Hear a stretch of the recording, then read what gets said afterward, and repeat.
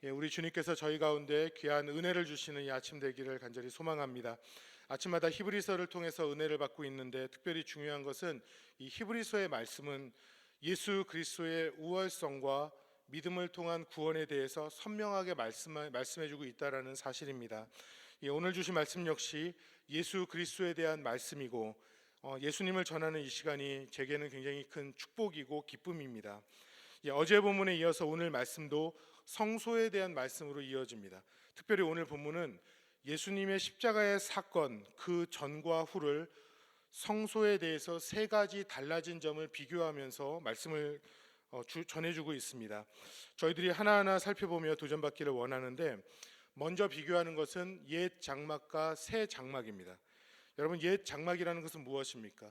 출애굽을 한 이스라엘에게 모세를 통해서 하나님께서는 성막을 세우도록 말씀하십니다. 제사장들과 대제사장을 세우시고 성막에서 사용하는 기구들을 준비시키시고 성막의 크기, 재질, 위치를 상세히 말씀해 주시고 한 치의 오차도 없이 성막이 만들어지도록 주님은 그렇게 명하셨습니다. 그리고 그 성막을 통해서 백성들이 1년에 한 번 제물을 가지고 와서 속죄하고 대제사장들은 제물을 희생되게 하는 일과 그 피를 가지고 지성소로 나아가서 피를 뿌리는 일, 그래서 대속하는 일을 그들은 담당했습니다. 그런데 이것을 가만히 살펴보면요, 하나님께서 이렇게 만들라고 명하신 것이지만 사람의 손으로 만들어지고 세상에 속한 것을 통하여 만들어지고, 다시 말하면 하나님께서 창조하신 것들을 사용하여서 성막이 만들어지도록 하셨다라는 사실입니다. 그런데 오늘 본문에서는 예수님께서는 장차 좋은 일의 대제사장으로 오사라고 말씀하시면서 새로운 장막에 대해서 말씀하시죠. 그것은 손으로 짓지 아니한 것이고, 다시 말하면 창조에 속하지 않은 것이고 더 크고 온전한 장막이다, 이렇게 말씀합니다. 여러분, 이 새 창조, 새 장막의 새 장막, 이 창조에 속하지 않은 장막이라는 것은 어떠한 의미가 됩니까? 이전에 있던 장막은요, 제한적이고 유한한 것입니다. 사람들은 그 장막을 찾아가야지 됐습니다. 그 장막에서 제사장들과 대제사장의 도움을 받아서 대속을 해야 했는데 이건 역시 제한적입니다. 너무나 많은 사람들이 몰려오면 기다려야 했었고, 오랜 시간 제사를 드리면 제사장들과 대제사장은 피곤할 수밖에 없는 것입니다. 모든 장막의 기구들 역시 시간이 지나면 낡을 수밖에 없는 것이고 새 것으로 바꿔야 했습니다. 다시 말하면 유한하고 제한적인 것, 인간을 통해서, 피조물을 통해서 운영되던 것이 옛 장막이라는 것입니다. 그런데 새 장막은 다릅니다. 새 장막은 무한하고 한계가 없는 것입니다. 무엇보다 더 이상 유한한 인간이 아닌 바로 주 하나님께서, 주 하나님 예수 그리스도께서 직접 대제사장이 되어 주신다라는 사실입니다. 원래 이 장막의 핵심은요, 지성소에 계신 주님의 은혜의 보좌 앞에 백성들이 나아갈 수 있는 것이 장막의 핵심입니다. 그런데 옛 장막은요, 사람들은 장막 안에 들어가서 희생제물을 드리고 그 후에는 성소에는 제사장들이, 그리고 지성소에는 대제사장들만이 들어갈 수 있었습니다. 그리고 그 성소와 지성소 사이에는 저희가 잘 아는 것처럼 휘장이 내려져 있어서 대제사장이 아닌 자가 그 안에 들어가면 죽을 수밖에 없는 것이었습니다. 그런데 새 장막은 어떠한 일이 그 안에서 벌어집니까? 그 휘장이 예수님의 십자가 사건 때 찢어졌고 예수님께서 직접 대제사장이 되어 주신 것입니다. 이것은 예수 그리스도의 이름으로, 그 보혈의 능력으로 저희들이 하나님 앞에 담대히 나아갈 수 있는 능력을 저희에게 허락해 주셨다는 것입니다. 사랑하는 여러분, 이것은 예수 그리스도를 믿는 저와 여러분의 특권이고 능력이라는 것을 믿는 이 아침이 되기를 소망합니다. 주님 앞에 저와 여러분은 나아갈 수 있다는 것입니다. 하나님은 멀리 계신 것이 아닙니다. 지금 우리와 함께 계시고 우리의 기도를 들으시고 응답하십니다. 아니, 우리를 성령의 전이라고 말씀하시면서 성령 하나님께서 우리 안에 내주하신다라고 말씀하십니다. 히브리서 4장 15절 16절에서는 성경은 무엇이라고 말씀합니까?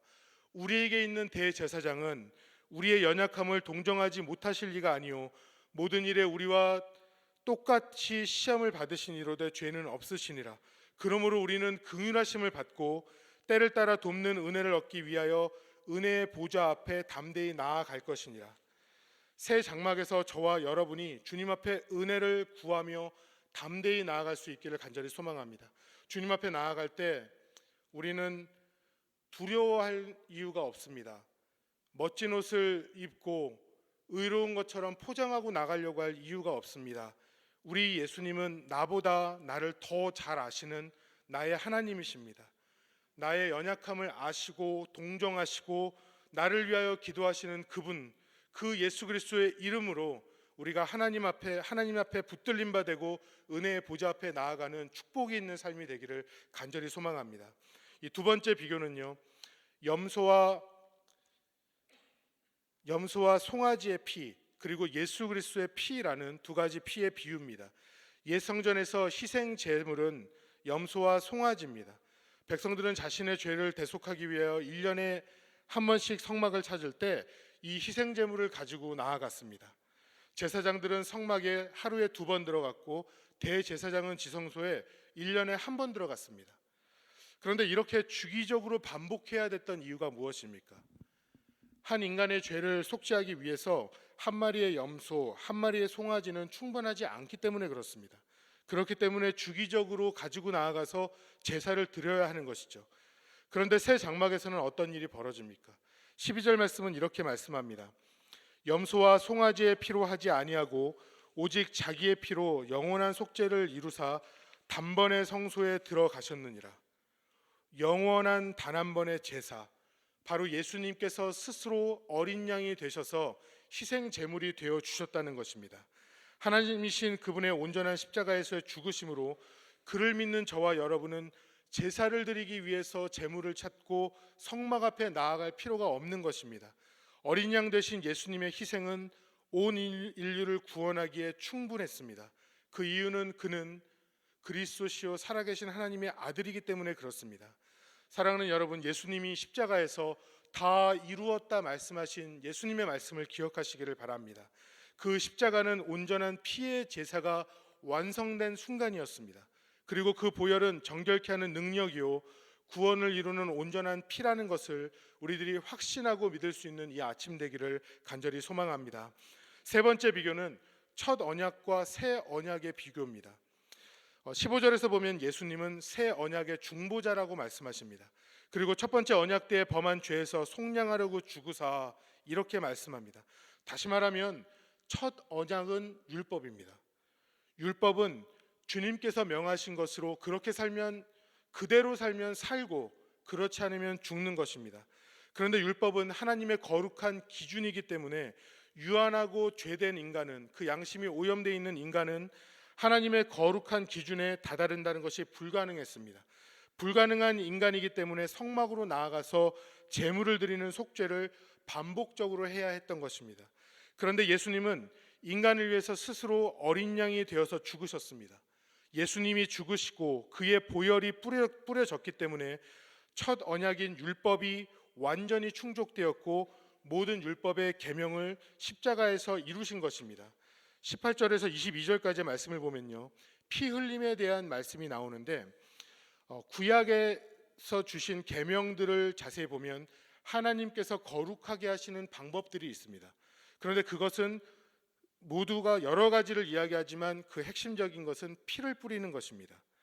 이것은 이스라엘 백성이 출애굽할 때에 문설주의 우슬초로 피를 뿌리고 피를 바르고 그것을 본 죽음의 사자가 넘어갔던, 유월하였던 그 유월절과 관계가 있습니다. 제사장들은 몸에 피를 바르고 성막에서 사용하는 기구들 역시 피를 바르고 뿌리게 해서 정결하게 했습니다. 이것은 원래 그냥 있는 기구와 다르지 않고 일반적인 사람과 다르지 않지만 피를 뿌리는 것을 통하여서 구별됨으로 거룩하게 여김을 받고 그렇게 칭함을 받고 사용된 것입니다. 사랑하는 여러분, 새 언약이라는 것은 바로 이것입니다. 전에는 죄로 인하여서 죽었고 버림받은 질그릇과 같은 저와 여러분입니다. 아무런 가치가 없고 세상 속에 소망이 없어서 그렇게 살다 죽어갈 수밖에 없는 존재가 저와 여러분입니다. 그런데 우리의 삶에 우리의 영혼과 마음에 그리스도의 피가 뿌려진 것입니다. 그로 인하여서 우리는 죄사함을 받았습니다. 22절 하반절을 보면요, 피 흘림이 없이는 사함이 없느니라 이렇게 말씀합니다. 예수님의 보혈이 아니고서는 저와 여러분, 인류 그 누구라도 온전한 죄사함을 받을 수 없는 것입니다. 그런데 옛 언약은 희생제물의 피로 사함을 받아서 사함을 받았지만 희생제물이 동물이기 때문에 온전하지 않았는데 예수 그리스도의 온전하신 희생, 그의 보혈로 우리의 과거와 현재와 미래 모든 죄가 완전히 사함을 받았습니다. 이를 믿으시는 아침이 되시기를 바랍니다. 바로 주 예수 그리스도의 보혈의 은혜, 이를 믿는 자는 구원을 받는다라는 것, 여러분 이것이 바로 새 언약입니다. 사랑하는 여러분, 저와 여러분은요 어마어마한 은혜로 구원을 받은 자입니다. 예수님의 십자가는 오직 저희를 구원하시고자 하는 하나님의 일방적인 사랑이 아니고서는 설명할 수 없는 것입니다. 이런 은혜를 받고 살아가는 저와 여러분은 오늘 하루를 살아갈 때, 이 땅을 살아갈 때 어떻게 살아야 하겠습니까? 14절 하반절을 보면 이렇게 말씀합니다. 자기를 하나님께 드린 그리스도의 피가 어찌 너희 양심을 죽은 행실에서 깨끗하게 하고 살아계신 하나님을 섬기게 하지 못하겠느냐. 이 말씀을 통해서 두 가지로 도전하길 원합니다. 하나는 우리의 행실과 양심에 있어서 거룩한 삶이고, 다른 하나는 주님만을 예배하는 삶입니다. 거룩한 삶에 우리의 양심과 행실은 떨어져 있지 않은 것입니다. 생각은 거룩한데 어쩔 수 없이 행실이 악하거나, 생각은 악한데 선한 행실을 하는 것, 그런 일은 없다는 것입니다. 사랑하는 여러분, 우리의 삶을 거룩한 산제사로 드리라는 로마서 12장 1절의 말씀처럼 주 예수 그리스도의 보혈이 우리의 양심과 우리의 삶에 뿌려져 있음을 기억하는 아침이 되기를 소망합니다. 우리의 행실과 양심에 거리낌이 있다면 이 아침 주님 앞에 예수 그리스도의 보혈에 의지하여서 주님 앞에 회개하고 우리들이 거룩함을 받고 이 하루를 능력 있게 살아가기를 소망합니다. 그로 인하여서 우리의 과거의 나, 옛 자아가 예수님의 십자가에 죽었다는 것을 우리들이 믿고 이 하루도 나는 죽고 예수 그리스도로 사는 그러한 인생이 되기를 간절히 소망합니다. 우리는 어제보다 더 거룩할 수 있습니다. 더욱 예수님을 오늘 닮아갈 수 있습니다. 삶의 열매로 우리의 믿음을 증명하는 우리의 귀한 삶이 되기를 바랍니다. 그리고 말씀에서는 살아계신 하나님을 섬기라라고 말씀합니다. 이 섬기라라는 이 헬라어 단어는요, 로마서 1장 25절 말씀을 보면 예배하다라는 단어로 해석됩니다. 같은 단어가 예배하다로 해석됩니다. 다시 말하면 이 살아계신 하나님을 섬기라라는 이 말씀은 살아계신 하나님을 예배하라는 말씀과 동일합니다. 옛 성막은 하나님께 나아가는 유일한 방법이었지만 옛 이스라엘 백성들은 성막 그 자체를 너무나 소중히 여긴 나머지 성막이 우상이 되어버렸습니다. 오히려 이들의 열심이 하나님 앞에 죄악이 된 것입니다. 그렇다면 이 시대를 살아가는 저희들에게 무엇이 중요하고 어떻게 적용할 수 있습니까? 우리는 눈에 보이는 우상을 제거해야 됩니다. 그러나 눈에 보이는 우상보다 눈에 보이지 않는 우상이 우리에게는 더 많다는 것을 우리는 알아야 합니다. 나의 안전, 나의 소유, 나의 자랑, 세상의 유행과 즐거움, 이 모든 것들은 주님을 섬기기에 가로막고 있고 우리의 마음의 중심을 차지하고 있는 모든 것들은 우상이고 죄악입니다.